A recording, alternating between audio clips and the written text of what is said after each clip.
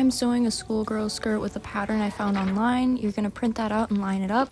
And then we're gonna cut our pieces out, but do not cause yourself to have regrets. Pause and iron your pieces of fabric because it makes it so much easier to cut and lay out and sew.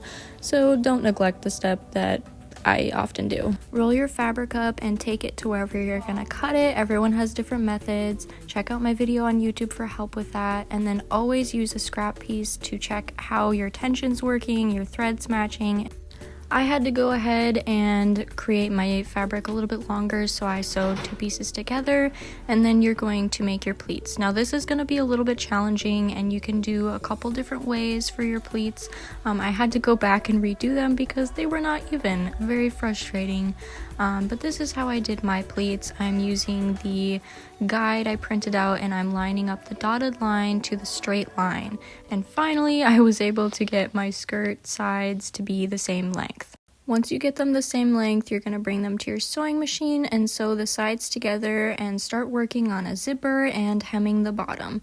I ended up hemming the bottom first because I didn't have the right colored zipper, and zippers have not been my best friend, so I had a little bit of difficulty with putting that in.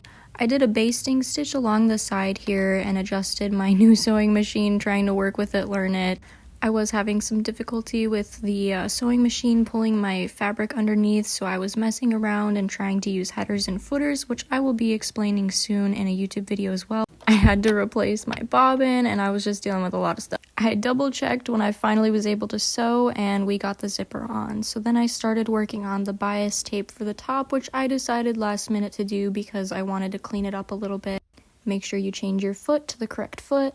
And sew the first side and then fold it over. I'm not doing this properly, but I don't care. At this point, I was kind of over the skirt, to be honest. Inspecting at the end and cleaning it up. You know, it's not perfect, but I'm really proud of the bias tape and the hemming on the bottom.